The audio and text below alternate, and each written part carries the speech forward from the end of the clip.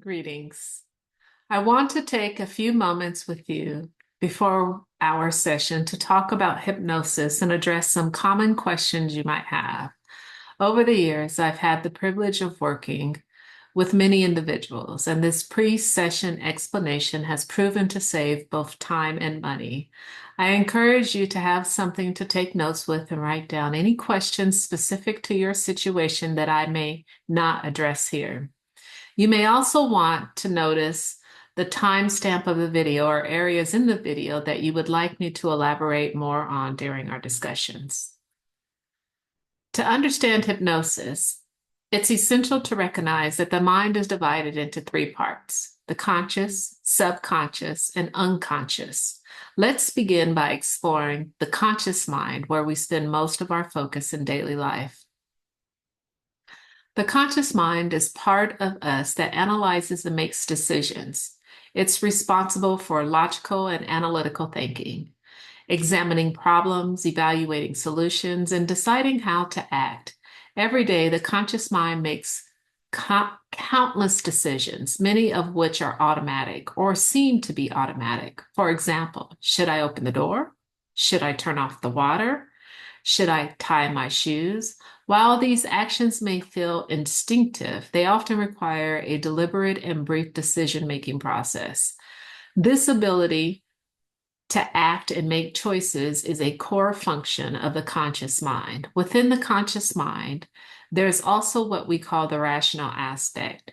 This is part of the mind that tries to give us reasons for our behavior without an explanation for why we act a certain way.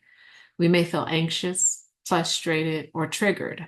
However, the rational mind's explanations are not always accurate, and they often focus on fixing a perceived problem. For example, we may reach for food not because we are physically hungry, but because we are bored, anxious, or lonely. Instead of recognizing these emotional triggers, the rational mind convinces us that we're eating because we are hungry. Another component of the conscious mind is willpower, a term we're all familiar with. We often hear people say, "I'm putting down this cigarette and nothing on earth will make me smoke again." While this determination is admirable, we know it doesn't last a long time. When willpower weakens, our behavioral patterns resurface, showing that willpower alone is not a permanent solution for change. Lastly, the conscious mind houses what we call working memory, the memory we use every day. This includes practical information like how to find your way to work, recalling a phone number, or remembering where you left your keys. This working memory is what helps us navigate the routines of our daily life. Importantly, everything in the conscious mind is within our awareness at all times. The level below the conscious mind is the subconscious or inner mind. The subconscious mind is extremely powerful. It can make you into anything you would like to be. For example, rich, famous, thin, fat, happy, sad. It's the real us. The great part of our mental life is below the conscious level, below our awareness, and it has a great impact on our conscious acts, thoughts, and feelings. Now, let's explore the subconscious mind, which has several key functions. One of its primary duties is controlling the body's mechanisms. For instance, the consciousness regulates, or actually the subconscious regulates the automatic nervous system, which manages essential functions like your heartbeat, breathing, and digestion without needing to think about them. It's also believed that the subconscious can influence chemical and electrical processes in the body, as shown in previous hypnotic experiences where individuals have been able to control things like blood pressure and pain perception under hypnosis. The subconsciousness is also the storehouse of all our memories and learning. It records everything you perceive, almost like high definition video camera with sound effects and sensory details, capturing not just what you see or hear, but also what you smell, taste, and feel. While only a small fraction of these memories are accessible to your subconscious, or actually accessible to your conscious mind, the subconscious retains them all. even events from early childhood that you may have consciously forgot. For instance, you might not remember details of a family dinner when you were 5 years old, but under hypnosis, it's possible to access those memories with remarkable clarity. This is especially helpful in combining psychotherapy and hypnosis, where you can revisit and relive significant moments from your past, not just as a memory, but as if it is happening all over again, complete with sights, sounds, and emotions. Another function of the subconscious is managing habitual behaviors. Think about it, the habits you developed over time. Some of them good, some bad, and maybe some neutral. For example, you might automatically reach for your phone when you're feeling bored or stressed without even realizing it. Or when your alarm goes off in the morning, you might hit the snooze reflectively because that's a habit your subconscious has learned. These automatic responses often make our lives easier. But when they become harmful or unproductive, they can be challenging to change because they are deeply embedded in the subconscious. The subconscious also plays a significant role in emotions. While emotions are essential for connection and expression, they can sometimes cause problems. For example, if you receive a frustrating email at work, you might react emotionally, typing out an angry response, and only to regret it later when your conscious, analytical mind steps in and questions, why did I react like that? Emotional responses are often driven by the subconscious, which acts quickly and instinctively, sometimes bypassing rational thought. An essential part of the subconscious is its protective function. It's constantly on alert, guarding you from perceived danger, whether real or imagined. For example, if you are driving and another car suddenly veers into your lane, your subconscious will trigger a reflective reaction, such as swerving to avoid the collision, even before your conscious mind has time to process what is happening. However, because the subconscious doesn't distinguish between real or imagined threats, it can sometimes overreact. For instance, if you've had a negative experience with public speaking, your subconscious might create anxiety whenever you're asked to speak in front of others, even if there's no real or actual danger. Another important aspect of the subconscious is the critical mind, a gatekeeper of sorts of information that filters suggestions and protects the minds from unnecessary or harmful changes. Think of the critical mind as a guard at the door of your subconscious.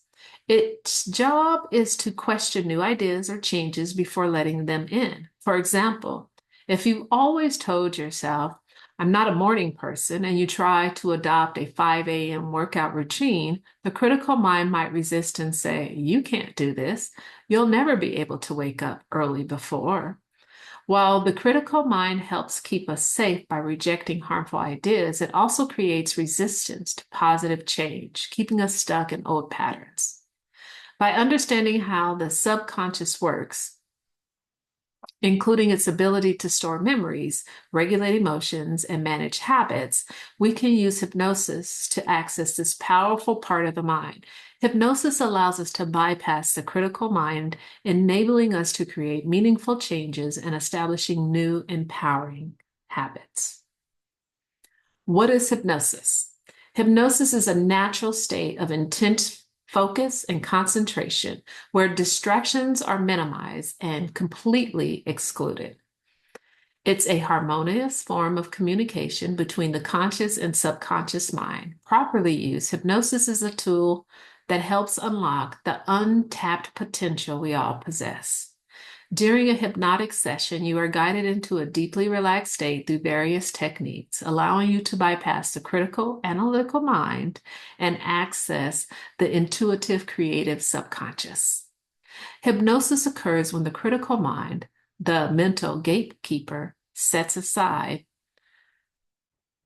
or this temporary suspension allows positive suggestions to reach the subconscious mind. Interestingly, we've all likely experienced brief moments of hypnosis without realizing it. These natural trances happen during intense concentration or creativity. For example, A writer might lose track of time while drafting a story, as if the words flow effortlessly from within. A moviegoer may become so engrossed in a film that they feel as though they're part of the storyline, reacting emotionally to the events on the screen. While driving, you might become so preoccupied with your thoughts that you suddenly realize you've reached your destination without remembering the specific details of the journey. This happens because the knowledge and skill of driving are stored in your subconscious, freeing your conscious mind to wander. These moments share similarities with the hypnotic state, but they occur naturally and are interrupted by external stimuli. With practice, however, you can learn to consciously create and maintain these conditions. Hypnosis is not magical or mystical.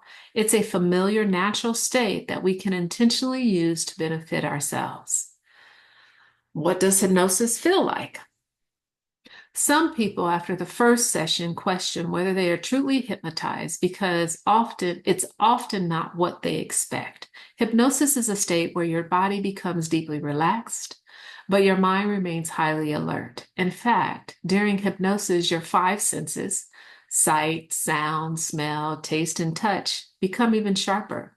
It's not unusual for the first time clients to have concerns or reservations, and that's completely understandable.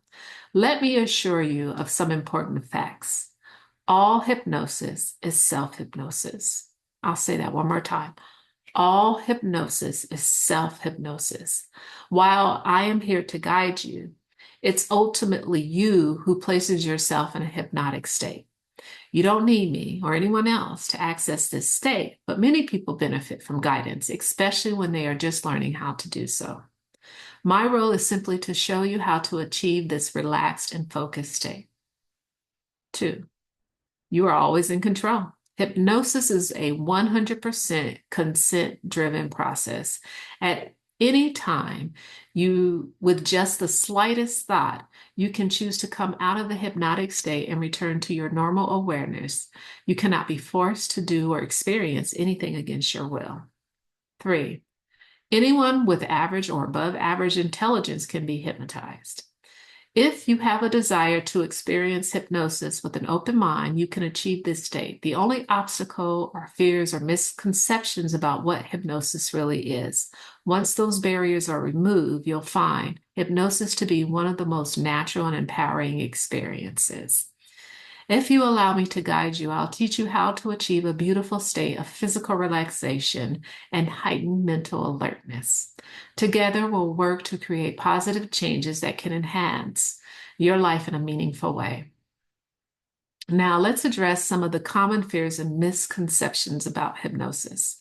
One common belief is that a person in hypnosis is asleep. While the word hypnosis originates from hypnos, the Greek word for sleep, people in a hypnotic state are far from asleep. They may appear to others as if they are sleeping, but they are actually in a state of deep relaxation and heightened focus.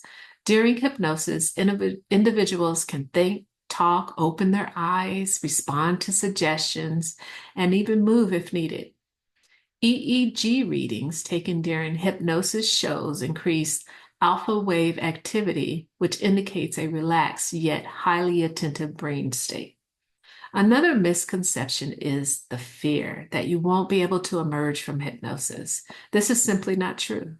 At any moment, if you decide you no longer want to remain in hypnosis, all it takes is the slightest thought, and you're instantly returned to full awareness. Even if the hypnotherapist were to leave the session unexpectedly, you would either return to full consciousness or on your own, or transition into natural sleep and awaken after a restful nap. Some people worry that they might reveal their deepest, darkest secrets while in hypnosis. Let me assure you, while in hypnosis, you are always in control and what you choose to say or do. If you were asked a question that you felt was inappropriate and none of my business, you would simply refuse to answer. Hypnosis is not a truth serum, and you return to full control over your responses. If you wanted to, you could even choose to be untruthful while in hypnosis. A particular common fear is the belief that a hypnotherapist has complete control over the individual in hypnosis, making them do things against their will. In reality, all hypnosis is self-hypnosis. The individual is always in control, hyper alert, and highly focused. While the hypnotherapist serves as a guide, the subject decides whether or not to accept the suggestions offered. You will never do anything under hypnosis that you find unacceptable and that goes against your values or beliefs. Some people say, wait a minute. I've seen stage hypnosis where people are made to bark like dogs and do all kinds of silly things. Surely the hypnotist is controlling them. In stage hypnosis, however, the process is very different. Through a series of questions, observations, the participant exercises, the stage hypnosis selects volunteers who are naturally outgoing or exhibitionist. These individuals are eager to have fun and don't mind being the center of attention or playing along with the act. They are willing to participate in the game, knowing it is for entertainment purposes only. Understanding these facts about hypnosis can help alleviate fears and misconceptions, allowing you to fully embrace its potential benefits. There are several attitudes that can significantly enhance your success with hypnosis. First, motivation is essential. You must genuinely want to be hypnotized and be committed to succeeding. Approaching hypnosis half-heartedly will not yield you the desired results. A positive mindset and belief in your ability to succeed are key components. Second, hypnosis is not a passive process as some might think. It requires your full engagement and active participation. You need to focus your attention, concentration on the process, and apply your will to cooperate with the hypnotic experience. Directing these efforts positively is important, as working against the process, even unintentionally, can create challenges. Third, it's crucial to approach hypnosis with uncritical acceptance. This means being open-minded and allowing suggestions to bypass the critical mind of your conscious mind and reach your subconscious. Skepticism or overanalysis can block this process. Lastly, commitment plays an important role. While not all of these attitudes need to be present at the same time, the more you embrace them, the greater your success will be. It's not about being perfect, but about making an honest effort and maintaining a positive intention. The unconscious mind is the deepest layer of the mind, containing thoughts, memories, and impulses that operate outside of your conscious awareness. Unlike the subconscious mind, which you can access with techniques like hypnosis, the unconscious mind holds deeply buried material that can influence your feelings, behaviors, and patterns without you realizing it. Psychotherapy and psychoanalysis focuses on uncovering these unconscious elements, bringing them into conscious awareness to help resolve internal conflicts and foster growth. While this speech focuses on the subconscious mind in hypnosis, we can explore the unconscious mind further in future discussions as part of a deeper commitment to psychotherapy. I know you're going to enjoy your session with me, and I hope this explanation has answered many of your initial questions. If you have additional questions, I encourage you to jot them down so that we can discuss them in detail during our sessions. Hypnosis is a truly wonderful way to create meaningful change in your life. It is a tool that's available to you, and I am honored to guide you through this transformative process. Thank you for giving me the opportunity to share this gift with you, as I am very honored.